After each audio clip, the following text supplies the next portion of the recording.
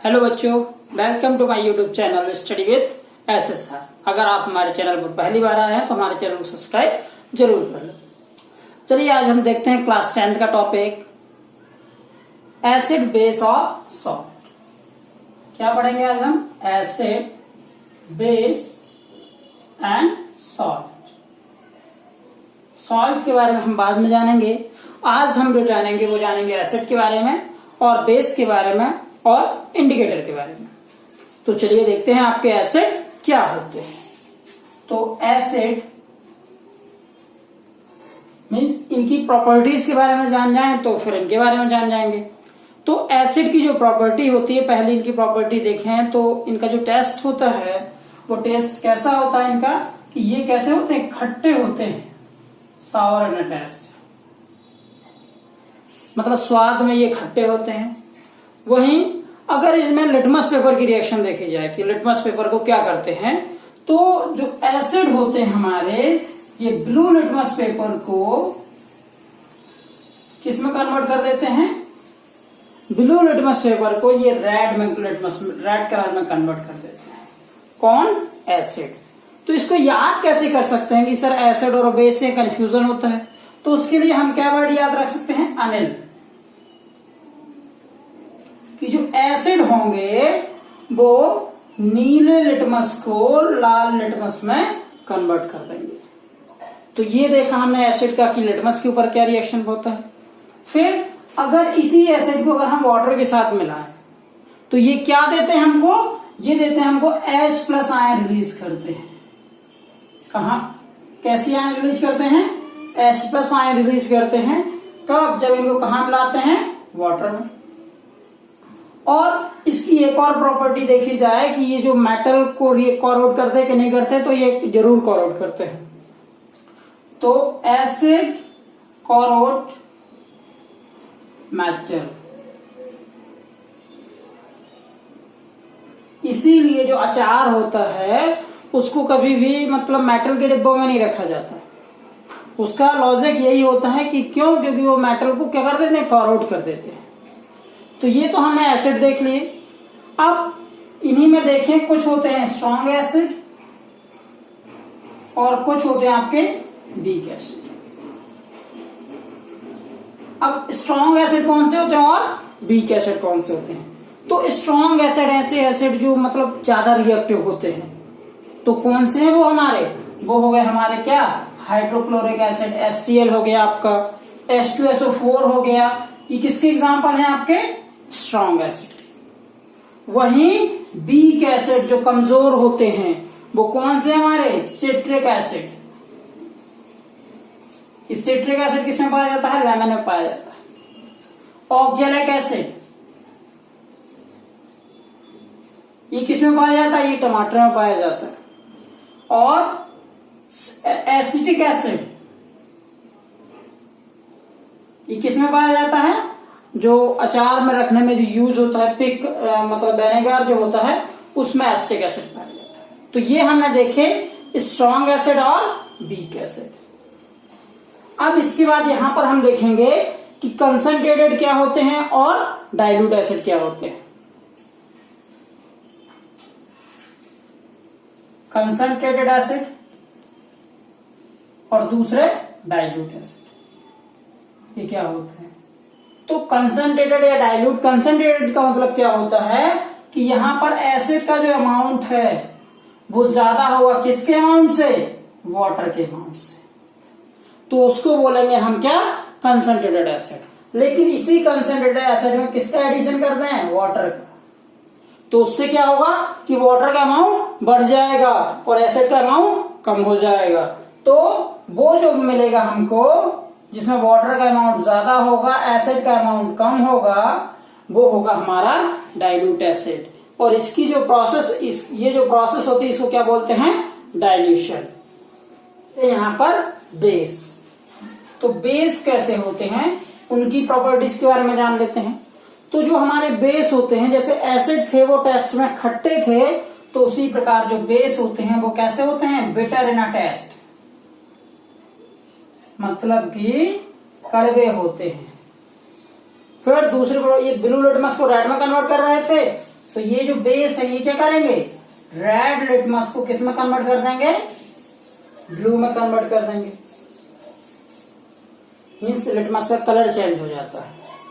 ये आपके H+ ion release कर रहे थे, तो ये क्या करेंगे, आपके OH नेगेटिव आयन रिलीज करते हैं।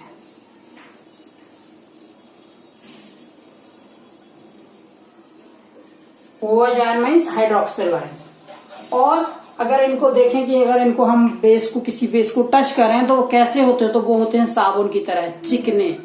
तो उनको क्या लिख सकते हैं, सोपी इन अ टच। ये हमने देख लिए बेस की प्रॉपर्टी। अच्छा, इनके एग्जाम्पल की बात करें तो इसमें भी स्ट्रॉन्ग बेस और आपके वीक बेस होते हैं।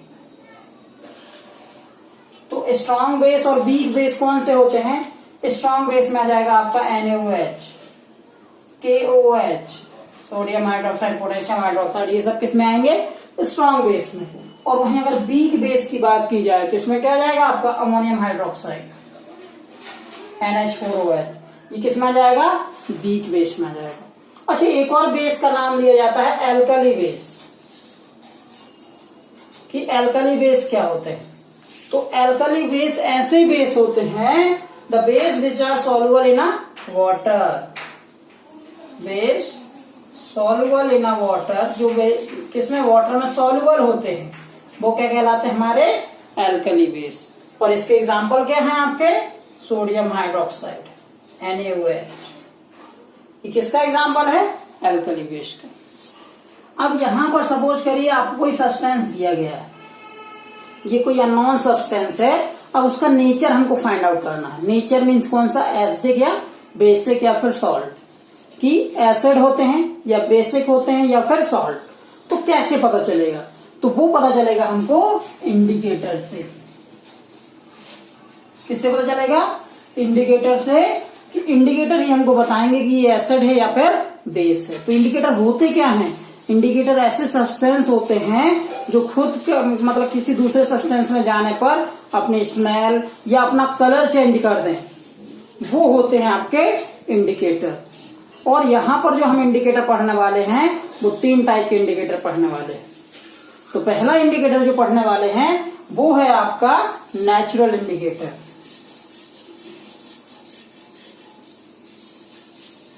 कौन से इंडिकेटर हैं, नेचुरल इंडिकेटर। अब ये नेचुरल इंडिकेटर क्या इफेक्ट करता है, तो पहले हम इसको एसिड के रिगार्डिंग देखते हैं और बेस के रिगार्डिंग देखते हैं। तो नेचुरल इंडिकेटर में अगर हम देखें तो कौन कौन से आएंगे आपके नेचुरल इंडिकेटर में, एक आएगा आपका लिटमस और दूसरा आएगा आपका टर्मेरिक। नेचुरल इंडिकेटर ऐसे इंडिकेटर जो डायरेक्ट नेचर से, डायरेक्ट प्लांट से निकाले जाते हैं, वो आपके नेचुरल इंडिकेटर होते हैं। तो नेचुरल इंडिकेटर में भी हम 2 उसके देखे एग्जांपल, एक है लिटमस और दूसरा है टर्मेरिक। अब इनको देखेंगे कि लिटमस का एसिड पे क्या इफेक्ट पड़ता है और लिटमस पर ही बेस का क्या इफेक्ट पड़ता है। तो जो एसिड होता है जब वो लिटमस के कांटेक्ट में आता है, ब्लू लिटमस में, तो किस में कन्वर्ट हो जाता है, रेड में कन्वर्ट हो जाता है। और वहीं पर जो बेस है, अगर बेस किसी ब्लू लिटमस के, बेस किसी रेड लिटमस के कांटेक्ट में आता है तो किस कलर में हो जाता है, ब्लू कलर में हो जाता है। मीन्स ये अपना कलर चेंज कर देता है। अब वहीं हम टर्मेरिक को देखें तो टर्मेरिक जो होता है हमारा येलो कलर का होता है, मीन्स नेचुरली येलो कलर का होता है। और एसिड में वो कोई रिएक्ट नहीं करता, तो वो कैसा रहता है, येलो कलर का ही रहा था, उसमें कोई चेंजेस नहीं आते। लेकिन बेस में अगर ये आता है तो बेस में ये अपना कलर चेंज करके किस में कन्वर्ट हो जाता है, रेड कलर में हो जाता है। इसका एग्जांपल अगर हम देखें कि किसी सफेद कपड़े पे कभी भी हल्दी वगैरह लग जाए तो उसको अगर हम एसिड में डालेंगे तो कोई चेंजेस नहीं होंगे। लेकिन जब उसको हम साबुन से साफ करते हैं, साबुन में क्या होता है, बेस होता है, तो उसको जब साफ करते हैं तो कौन सा कलर आ जाता है, रेड कलर आ जाता है उस कपड़े पे।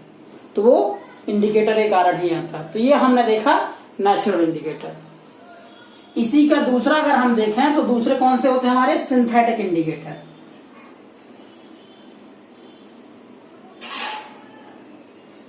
सिंथेटिक इंडिकेटर के भी 2 एग्जांपल हम देख लेते हैं। इसमें एक आता है मिथिलीन ऑरेंज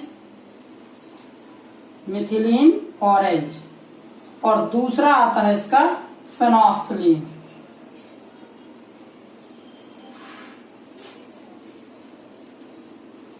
अब ये मिथाइल ऑरेंज और ये फेनोल्फथलीन को देखें अगर, तो जो सिंथेटिक इंडिकेटर होते हैं वो केमिकली बनाए जाते हैं।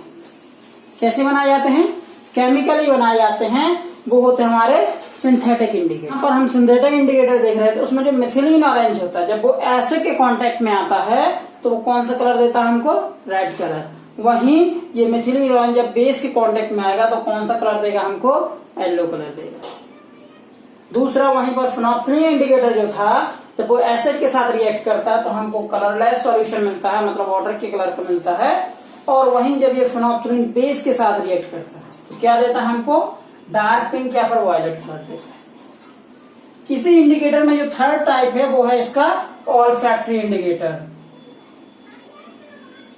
ऑल्फैक्टरी इंडिकेटर क्या होते हैं, ये एग्जाम में आपसे पूछा जाता है। तो ये किससे रिलेटेड होते हैं? स्मेल से रिलेटेड होते हैं, ऑर्डर से रिलेटेड होते हैं कि इनकी क्या चेंज होती है? ऑर्डर इनकी चेंज होती है। तो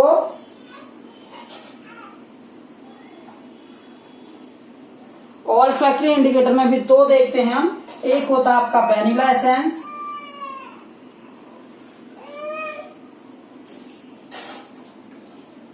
एक होता है वैनिला एसेंस और दूसरा होता है आपका क्लोव ऑयल।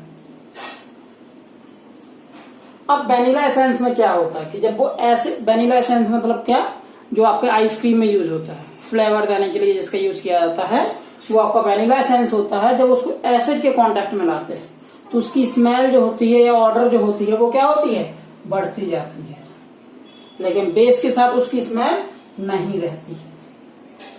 वहीं अगर हम क्लोव ऑयल के साथ देखें, क्लोव ऑयल मतलब क्या? हमारा लौंग का तेल। जब उसको एसिड के कांटेक्ट में लाएंगे तो उसकी स्मेल बहुत ज्यादा बढ़ जाती है। तो वो होता है हमारा क्लोव ऑयल के साथ बढ़ जाती है एसिड के साथ, और बेस के रिगार्डिंग क्या हो जाती है? घट जाती है। तो यहां पर हमने क्या देखे? अपने इंडिकेटर देखे, नेचुरल इंडिकेटर के दो, सिंथेटिक के दो और आपके ऑल्फैक्टरी के दो। और वहां पर हमने एसिड और बेस की फिजिकल प्रॉपर्टीज देखी। जो केमिकल प्रॉपर्टीज हैं एसिड और बेस की, उनको हम नेक्स्ट पार्ट में देखेंगे। तो अभी के लिए थैंक यू। आप मेरे को बताइए ये मेरा वीडियो कैसा लगा।